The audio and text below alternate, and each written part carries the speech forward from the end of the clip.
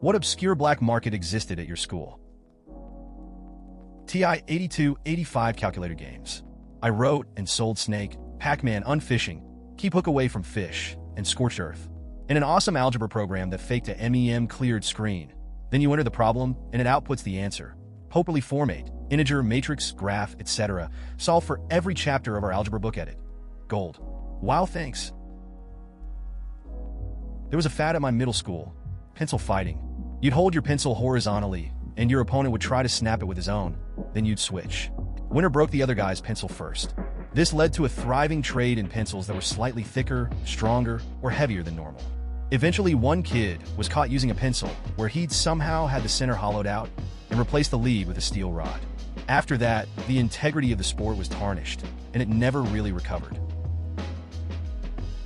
Each Friday in science, 7th grade I think, we were supposed to bring in a news article that was science-related for extra credit.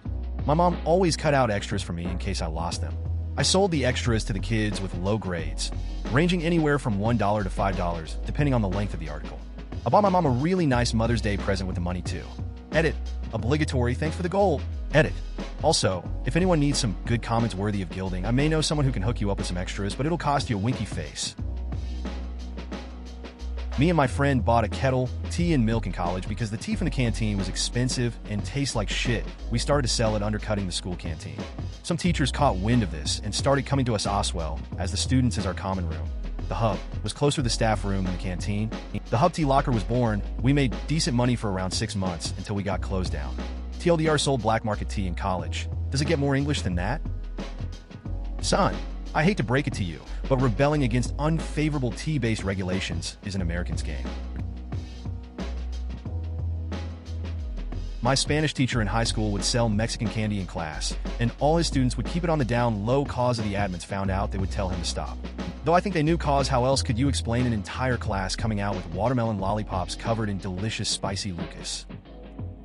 An entire class coming with watermelon lollipops covered in delicious spicy Lucas? You can't explain that. Candy. The whole candy trade was so low-key and sketch. The main kid people went to for candy would literally leave his school supplies at home and stuff his backpack with all kinds of shit. One day, there was this random violence-related search where the school set up metal detectors in the gym and had the teachers bring their classes in to be searched. Poor kids looked crushed watching all their candy go into the trash. But that main candy-dealing tycoon literally had cops pulling candy out of his pants, which were very obviously stuffed full with his pant legs tucked into his shoes to hold it all in. TLDR. Candy dealer got busted with candy in his pants during weapons check. Non-Christian stuff. I was homeschooled and my parents and friends' parents were extremely strict about what materials I was allowed to read or watch. Our less sheltered friends would smuggle us Evanescence CDs labeled Mercy Me or Wow Worship, popular Christian artists, or recover the Sisterhood of the Traveling Pants books so that they looked like something else. I'm just imagining your bookshelf with 30 different size copies of the Sisterhood of the Traveling Pants, and you parents are like, damn, that must be a really great book. In junior high, a friend and I had a small but loyal group of customers for energy drinks. This may actually fall under drugs if someone wants to get technical. Edit. If I recall, it was mostly Buku energy drinks at the time, which I haven't seen in a hot minute. Edit 2. Apparently, there is an unspoken fraternity of black market middle/high school energy drink salesmen. My mom had no problem buying me cigarettes in high school. Back then, they were about $2.50 in California. I used to sell them for a quarter apiece. Started doing this when I got tired of everyone bumming them off me. This was 30 years ago. Yeah, I know my mom shouldn't have. Yeah, I know I shouldn't have. Edit. I am well aware that nicotine is a drug. In the spirit of the question, I stand by my answer. In the early 80s, the Marlboro Man and Joe Camel were still telling us it was cool, and the government said they were bad and may cause cancer, but never mentioned, at least in my young years, that it was classified a drug. Styluses. My school issued computer turntablets to every student, and they came with a stylus that you would most likely lose. If you lost it, you would have to buy a new one for an outrageous price of $80, or you could just steal the kids next to you. There became certain people who you knew had a stash of styluses, and you could go and buy one for cheap. It got so out of hand that a few people had collected most of the styluses, and it was almost a monopolistic black market economy. You could only buy from those few people, and the prices would just keep rising and rising, and it got sketchier and sketchier to buy a fucking stylus. Knives and Pop-Tarts. We were a diverse group. Edit. This wasn't too long ago. Most kids couldn't get their parents to buy switchblades, butterfly knives, and various menacing-looking knives for them. So capitalism prevailed, and a few young tycoons took advantage of our teenage hunger for food and thirst for potentially dangerous objects. As a Canadian where a lot of the best firecrackers is illegal, there was a huge black market for them. Usually they were brought up from Washington State by someone's older brother. Some kids were even set up and jumped in the forest behind the school trying to buy bottle rockets. It was a big deal. I sold fake cigarettes. Grade 5, used to find little bits of foam, cut them up to make filters, then rolled paper around it and colored the brown bit in with text and marker. The tobacco would be chopped up brown bits of paper. I sold them for around 75 cents each and made about $5 before my entrepreneurship was shut down a day and a half later. I guess kids thought it was cool to smoke. In middle school, we got really into smoking Smarties, even to the point where some people sold the Smarties pre-rolled in foil. Every classroom had a sugary haze in the air. It got so out of hand, we had to have a school-wide assembly with cops, and all teaching us the dangers of inhaling sugar and how it's a gateway drug. If you got caught with Smarties, you got in school suspension. So I packed my backpack to the brim with Smarties and started selling them for $1 a roll. I made about 50 plus a week. In middle school, I ran a parent note black market. To take the bus home with your friend, you would need a parent note, and I would also write absence excuse notes. I would charge $2 per note and $5 for a note plus a phone number. I took voicemail off of my phone and had multiple apps that I would use to give me a range of about 10-ish phone numbers. I also mastered many different styles of cursive/handwriting to make the notes more believable. Over the course of middle school, I must have made 100 plus notes, with my record being 11 in one day edit. Typing on a phone is hard. In elementary school, if we got in trouble, we were sent to the office or a certain teacher's room. He was a very tall, very intimidating teacher. If you were sent to his room, he would usually give you homework, which was to copy a paragraph a certain amount of times. This paragraph was about choices and consequences. So you would have this thing drilled into your memory after writing it 20 times. Well, I always go in trouble, so I always had to write them. I memorized it so I could easily write it from memory. I wrote to many one time, 10 extra, so I had them sitting in my desk for a week. I ended up selling them to a friend for 50 cents each. Idea time, I started writing them when I was watching TV or before I went to bed. I could do one every few minutes. Sold them for $1. It was awesome. Never was caught. Don't know how, I have terrible handwriting. Rubber fetuses. We had an abortion talk. Fetuses were handed out. They ended up all over the walls, ceilings, bathrooms, and the lunches, pretty much wherever someone was creative enough to stick it. Needless to say, the school discontinued the handing out of these fetuses, but one brave soul fought against the tyranny of the school and bought fetuses online to continue the hilarious endeavors. Some say he hands out fetuses to this day. Back in junior year of HS, I did people's online geometry homework for $5 to $10 per assignment. My usual customers knew my rate was $5, but when new people would ask me, I'd just say $10 and bargain from there. One kid just offered $15 off the bat. I feel bad though, because I used an online calculator to solve the assignments in under 3 minutes. I'd make like $40 to $50 a week in like 20 minutes. I also did all of it in school, so it could never be IP traced back to me. Other kids in other schools got caught because they would do it at home. I'm currently a senior, so I'm asking juniors if they're interested. Not exactly a thriving black market, but there was a guy in my year that would pay people for their souls. Like actual money. For handwritten contracts, signing away people's souls. I got £5 for mine, but some people would get really anxious and buy their souls back for more than they sold them for. While I know it would have been stupid to not take the trade, I feel as though there is something symbolic in the fact that I decided to sell my soul for monetary gain. Jolt Cola.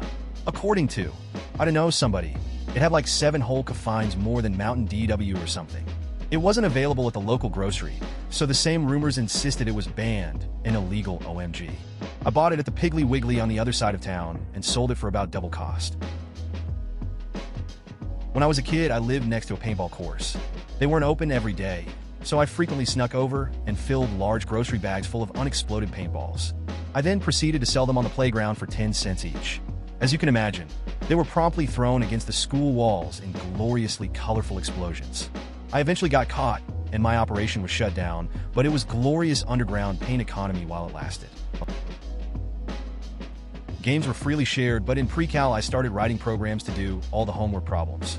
Sadly, that chapter test didn't resemble the homework problems, so most people that just used my program failed. I still think the teacher did that on purpose. I knew how the math behind the program worked, so I was fine. Yeah, I may or may not have done exactly this. But instead of giving out the spreadsheet, I kept it for myself and sold out printed copies. Gotta keep that shit proprietary, or everyone will just sell it to everyone else. Of course, it only worked for the progress reports because the report cards themselves were on special paper that was under lock and key I checked. But it still helped give kids a break, so they could try to raise their grades without the added pressure of their parents. At the very least, it gave them a respite before the hammer fell at the end of the year. The first class I had each day in 11th grade was laid back enough that we could bring in food. I would wake up early for school, buy a dozen donuts. It was on the way to school, only took a few extra minutes, and sell them $1 each during class. I would make a cool $10 a day most days. It got to the point where I had orders for specific donuts each day. I miss high school. About that same time, we had a pocket link craze. It was like a mix of tulip bulbs and Bitcoin. There was super high value in something cheap, and you had to mine it. The game was great until someone cleaned out the lint trap of their washing machine. Market was instantly saturated, and the bubble burst. 2012 saw skyrocketing aluminum prices, so Four Loko switched to a cheaper and lighter-grade aluminum can. I was working for a distributor company at the time. We started bringing back leaking cans by the dozens, then by the hundreds. We lost an entire shipment, supposed to be half the state supply of Four Loko for 2 weeks. The reason? The drinks were corroding through the lower-grade aluminum, dissolving the cans from the inside out. You don't drink Four Loko. I have a somewhat not really related story. A few months ago, I was in line for lunch, and the kid in front of me ran out of lunch money. This would normally suck for him, but that day, he held a box of chocolate bars. A bunch of clubs in our school do chocolate sales. He offered the lunch lady 2 chocolate bars for the price of 1 lunch. She accepted, looked around, and then said the funniest thing I've ever heard from a lunch lady. "You ain't seen shit." Now get going, funniest thing that's ever happened in a lunch line to me. The thing I like about Pogs is that they're this brilliant little time capsule of multiple styles of mid-1990s graphic design. They capture the transition from older non-computer-based methods to the use of programs like Illustrator and Photoshop by many commercial artists that weren't in the high-end studios. Most people had 28.8K modems in '97, and plenty still had 14.4K, so we're talking a couple days to download that kind of file. Where the heck were you downloading 700 megs rips? That's a hell of a file to download back in the day. Edit. I see FTP servers now. Those were still pretty big servers back in the day. The box was still irreparably changed after it had been zapped with a bullet, so you couldn't just turn it back in when you moved or whatever. So the instructions were to fill the kitchen sink up with water and mix some salt in. Submerge the box and plug it in until the water turned brown. Let it dry, then return the box to the cable company, no problem. What the fuck am I reading? I was the nerd kid in my school, and the teachers let us sit wherever we wanted in class. Before every test, I would sell the seats next and behind of me. No one really thought to object that I had no ownership of chairs, mainly because if someone objected, I would just sit somewhere else, and my paying minions would follow me. Fun times, elementary school. They were originally promoted as a Christian rock band, but then they changed their mind and their image drastically and started writing songs about suicide and stuff. But even when they were not the type of Christian rock band our super conservative parents would have been chill with. AKA, once I went to a seminar and the speaker told us how rap will make you magically angry even if the words are about something good, because it's just evil. I can see you're someone who knows what they want. I respect that. On my Mac, it was Alt+X. On a PC, try number lock, then Alt+247. Enter 2, then 7 sequentially, not all at once on the number pad. If you don't have a number pad, some of your regular alphabetic keys should also have small numbers X. U, I, and O will usually have for 5 and 6 respectively. Hit number lock, and those will function like a number pad, and again enter Alt+247. If that doesn't work, then alas, I don't know what to do. Hope that helps, friend. Please consider subscribing if you enjoyed. Love.